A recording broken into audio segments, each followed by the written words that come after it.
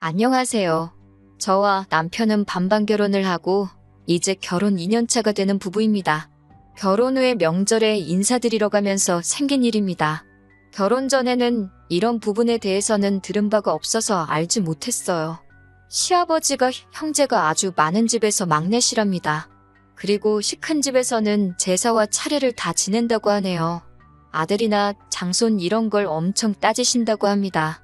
제사 안 지내면 하늘이 무너진다고 생각하는 큰 집인데 문제는 말씀드린 대로 시아버지가 막내라서 문제라고 하십니다. 그래도 막내라고 장손이신 남편의 큰아버지만큼은 아니지만 집안에서 조금 투자를 해주셨다나 봐요. 그래서 시아버지는 서울에서 공부도 할 수 있었다고 합니다. 시어머니도 아버님께서 서울에서 대학 공부하던 시절에 만나게 되었고 결혼까지 하게 되었다고 하고요. 아버님께서 집안에 도움도 받고 결혼까지 했으니 거기까지만 들으면 나쁠 게 하나도 없는 이야기인데 아무래도 아버님 위로 남자 형제들이 많이 있다 보니 집안에서 여자들끼리 문제가 생겼나 봐요. 일단 인생을 한 지역에서만 살아오신 아버님의 형제분들은 다 같은 지역에 계시는 분들과 결혼을 하게 되었다고 합니다. 그래서 서울 출신인 시어머니를 엄청 싫어하셨다고 해요. 거기에 그것뿐이겠나요? 시조부 시조모님이 살아계시는 동안에는 괜찮았지만 두 분께서 돌아가시고부터는 남편의 큰어머니들이 시어머니를 향해 불편한 기색을 숨기지 않으셨답니다. 다른 지역에서 왔다고 싫어하고 또 첫째 큰시아버지를 제외한 나머지 형제들은 우리 아버님에 비해 집안의 지원이나 그런 걸 하나도 받지 못하셨으니 그걸 가지고 또 형제들끼리 이간질도 하셨나 봐요. 그러면서 명절이나 제사 같은 게 있으면 며느리들이 힘을 합쳐서 우리 시어머니한테만 모든 힘들고 고된 일들을 몰아주고 그렇게 못살게 구셨답니다. 하지만 시아버지는 막내다 보니 형님들을 등에 업고 있는 큰어머니들을 혼자 당해내지 못하셨고 그렇게 한동안 어머님이 고생을 하셨다고 해요. 그러다가 어머님이 더는 참지 못하겠다고 말하고 그렇게 시부모님은 고향을 떠나서 서울로 상경을 하셨다고 하네요. 그랬기에 시어머니는 더 이상 시어머니의 시댁 식구들에게서 벗어날 수 있었지만 아버님은 형제들과 등을 지게 되었다고 합니다. 뭐 여기까지 들으면 아무 문제도 없고 어머님이 100번 잘하신 일인데 문제는 저희가 결혼을 하고부터입니다. 사실 아버님이 형제들과 완전히 척을 지고 연을 끊고 살았던 게 아니라 아버님 혼자서 몰래몰래 형제들과 연락을 하면서 지냈다고 합니다. 사실 저희 결혼식에도 아버님께서는 당신 형제들을 초대하고 싶으셨나 봐요. 하지만 어머님이 못 부르게 하셔서 못했다고 합니다. 보통 명절에는 시댁이나 친정이나 다 서울에 있다 보니 하루씩 날을 잡아서 양가에 다녀오고 있어요. 나머지 연휴는 집에 돌아와서 쉬고 있고요. 그 외에도 생신이나 어버이날 같이 자잘한 행사들도 챙기고 있습니다. 그런데 지난 설날에는 아버님께서 저희를 부르시더니 충격 선언을 하시더라고요. 올 추석부터는 큰 집에 가겠다고 하시면서요. 아버님에게 큰 집이니까 저한테는 시큰 집이죠. 앞서 설명드린 대로인데 어머님도 아버님한테 그게 무슨 소리냐고 하면서 당신 미쳤냐고 하는 겁니다. 아버님께서 하시는 말씀은 우리 큰형님도 70이 넘었다고 이제 살아봐야 얼마나 더 살겠냐면서 당신은 이제 명절 때 꼭 당신 형제들을 봐야겠다고 하시는 거였어요. 어머님은 미쳤냐고 그 집구석에 네 발로 들어갈 일은 없다고 단호하게 거절하셨습니다. 아버님은 어머님을 설득한다고 하시는 말씀이 이제 형님들도 다 며느리들 보고 했으니 당신한테 그때처럼 일거리를 시킬 것도 없다고 하십니다. 큰형수님이 진두지휘하고 며느리들이 다 알아서 하니까 당신은 거기 가서 차려놓은 음식만 맛있게 먹고 오라는 거예요. 그래도 어머님은 계속 정색을 하시면서 싫다고 하시더군요. 제가 시집살이를 겪어본 건 아니지만 자초지종을 알고 있는 제가 볼 때 어머님한테는 그 당시가 얼마나 안 좋은 기억이었는지 이해가 가는 정도였습니다. 하지만 아버님은 계속해서 그 집을 나온 이후로 부모님 제사도 한 번 안 드려보고 묘에도 가본 적이 없다고 하시면서 그런 자기 속은 어떻겠냐고 말하며 어머님 보고 참 이기적이라고 하시더군요. 아무튼 두 분이서 분위기가 험악해지니 덩달아서 저희도 그 자리가 불편해졌어요. 어머님은 아버님하고 점점 언성이 높아지다가 방에 들어가서 드러누우셨고 아버님은 거실에서 담배만 계속해서 뻐끔뻐끔 피워대셨습니다. 평소라면 하룻밤 자고 아침 일찍 친정으로 출발을 했을 텐데 그날은 저녁 식사도 하기 전에 자리를 떠야만 했습니다. 그만큼 그 자리에 있기도 불편한 시간이었어요. 돌아오는 차 안에서 운전하는 남편에게 어머님이 참 안 되셨다는 이야기를 했는데 돌아온 남편의 반응이 예상 외였습니다. 저보고 시댁에서 그랬으면 안 된다고 하는 거예요. 뭘 그랬으면 안 되냐고, 무슨 말이 하고 싶은 거냐고 물었더니 아버님하고 어머님이 그런 일로 싸우고 있는데 어떻게 아무 말도 안 하고 가만히 있냐고 하는 거예요. 부부싸움은 칼로 물베기라는데 친구 부부가 싸우는 것도 아니고 시부모님이 싸우는 건데 그걸 내가 무슨 수로 말리냐고, 그러는 너는 뭐 했냐고, 자기도 가만히 있었으면서 집안 분위기 험악해진 게 왜 내 탓이냐고 한마디 했습니다. 저는 남편이 저한테 뭘 기대한 게 아니라 자기 부모님이 싸우는 모습을 보여줘서 짜증이 나서 저러는 줄 알았는데 그게 아니었어요. 남편은 저보고 어머님이 왜 큰 시댁을 그렇게 싫어하게 된 건지 자기가 자초지종을 다 이야기해 주지 않았느냐 하면서 그 자리에서는 제가 어머님을 안심시켜줬어야 한다는 거예요. 그러니까 어떻게 안심을 시켜드리냐, 그걸 내가 무슨 수로 어떻게 해야 하는 거냐 따지니 아버님이 하신 말씀 못 들으셨냐고, 며느리들이 다 집안일을 하고 있다는 말에 제가 어머님한테 가서 큰집 가서 일은 제가 다 하면 되니까 어머님은 걱정 말고 쉬고만 계시면 된다고 했으면 좀 좋았냐고 하는 거예요. 다른 사람도 아니고 남편이 그런 말을 했다는 게 정말 이해가 되지 않았습니다. 그러니까 지금 저보고 일면식도 없는 남편의 큰집에 가서 제사 준비하고 전 부치고 그래야 한다고 말하는 거잖아요. 제가 제대로 들은 게 맞냐고 물으니 남편이 자신있게 맞다고 합니다. 그러면서 자기 기분도 제가 이해해줘야 한다는 거예요. 자기도 당당하게 친척형 누나들과 같이 시간을 보내보고 싶다고, 학연지연 혈연이라는데 혹시 아냐고 하면서 나중에 자기 형제들이 저를 도와주게 될 일도 있지 않겠냐고 하는 겁니다. 그러니까 아내인 제가 내조를 해야 하고, 나아가서는 제가 남편의 큰집에 가서 전 부치고 제사 준비하면서 고생하는 게 그동안 형제들과 떨어져 지내야 했던 아버님을 위해서 할 수 있는 가장 큰 효도이고, 큰집에 가는 걸 두려워하는 어머님을 위한 효도라고 하는 거예요. 솔직히 진짜 어이가 없었습니다. 솔직히 어머님께서 아버님 말씀대로 앞으로는 큰집에 가시겠다고 결정을 한다고 쳐도 그 집에 제가 따라가야만 하는 무조건적인 이유는 없는 거나 마찬가지잖아요. 그래서 남편한테 어머님 아버님이 거길 가셔도 큰집에 내가 왜 따라가야 하냐고, 전 그러면 너가 친척 형제들한테 언제 도움받아야 할 일이 있을지도 모르니 어머님을 설득해서 큰집에 보내라고 했어요. 저는 빼고 말이죠. 그랬더니 너는 왜 빠지려고 하냐고, 명절날 시부모님이 큰집에 가 계시면 당연히 우리도 거기로 가야 하는 거 아니냐고 하는 겁니다.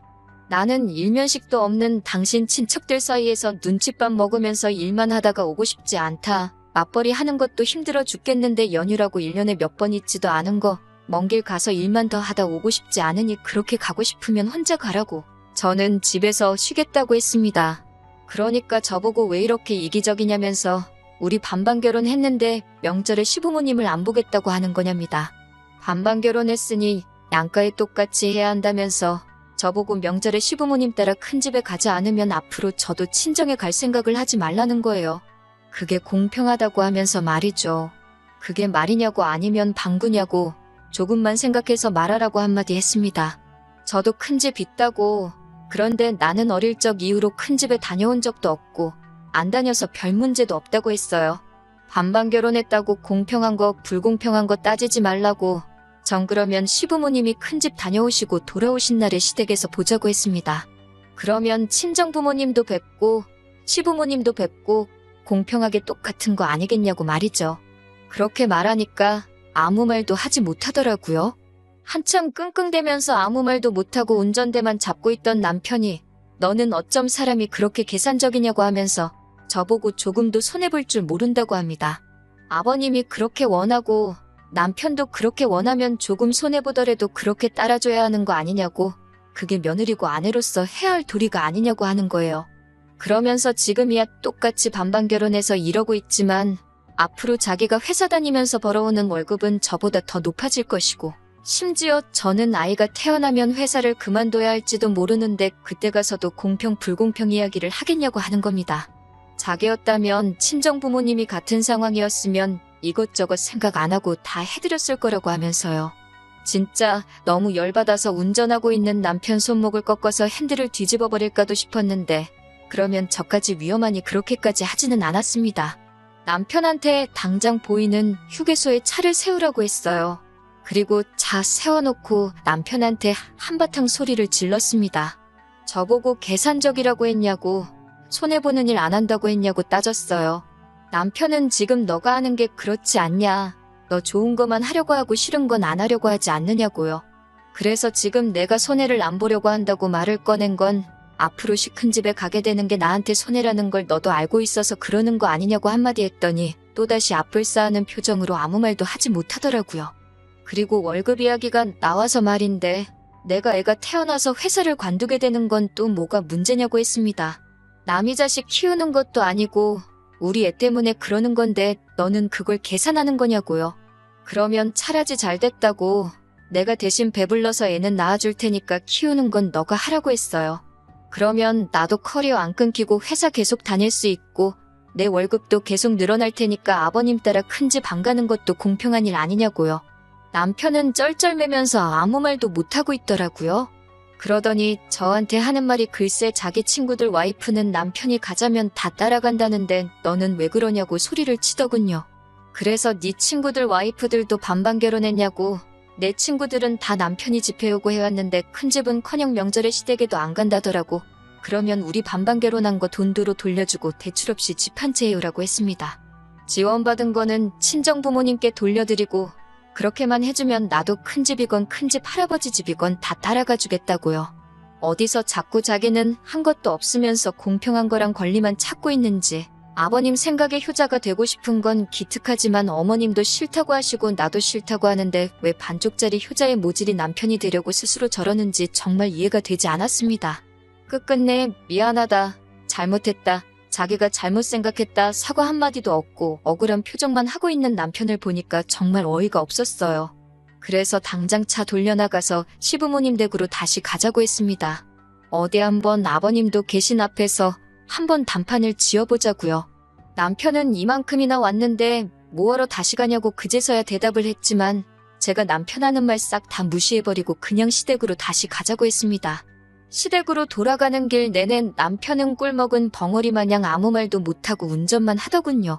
솔직히 차 안에서 남편을 더 꼼짝도 못하게 해줄 수 있었지만 참았습니다. 1시간쯤 차를 달려 다시 시댁에 도착했는데 시부모님도 별반 다를 바 없이 저희가 출발한 순간부터 계속 싸우고 계셨나 봐요. 문 앞에 서 있는데도 바깥까지 두 분이 투닥거리시는 소리가 다 들려오더라고요. 저희가 문을 열고 다시 들어오니 두 분은 니들이 왜 다시 또 왔냐는 듯이 의아해하셨습니다.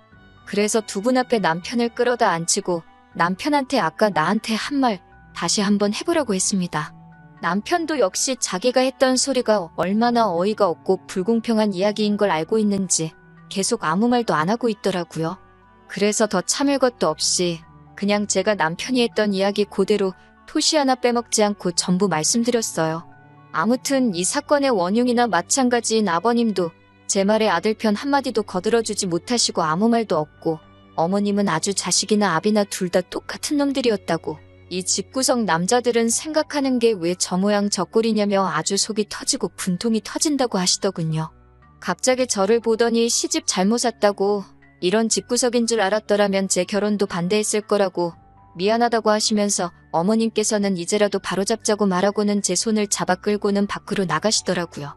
갑자기 제 손을 잡아 끌고 나가시니 아무 말도 못하는 아버님께서 그제서야 어딜 가느냐고 물어보시더군요. 어머님은 마누라 팔아서 지 가족들한테 잘하려는 이 집구석 남자들한테 지쳐서 떠나간다고 소리를 치셨어요. 그리고 남편한테도 네 와이프도 무슨 잘못이냐고 이런 집구석인지 몰라보고 와서 평생 고생할 생각하니 불쌍해져서 어머님이 이혼하러 가시는 김에 저도 이혼시키고 오겠다고 하시는 겁니다.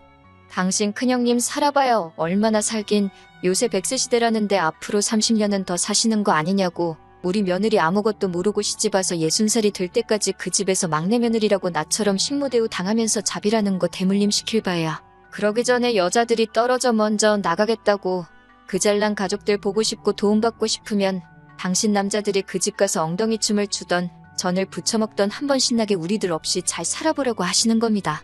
그러고 나서 진짜로 집 밖에 나왔는데 정말 나오자마자 아버님도 남편도 따라 나와서는 잘못했다고 싹싹 빌더라고요. 아버님은 아버님대로 너무 어머님 마음을 헤아려주지 못했다고 하면서 미안하다고 하고 남편도 미안하다고 저한테 사과하면서 이웃만큼은 하지 말자고 합니다. 그 뒤로는 남편도 큰집 이야기는 속 들어가고 한 번도 꺼낸 적 없어요. 오히려 전보다도 더 저한테 조심스럽고 말이죠. 공동의 목적이 있어서 제 편을 들어주셨지만 어머님 덕분에 남편이 이젠 더 이상 저한테 찍소리도 하지 못하네요.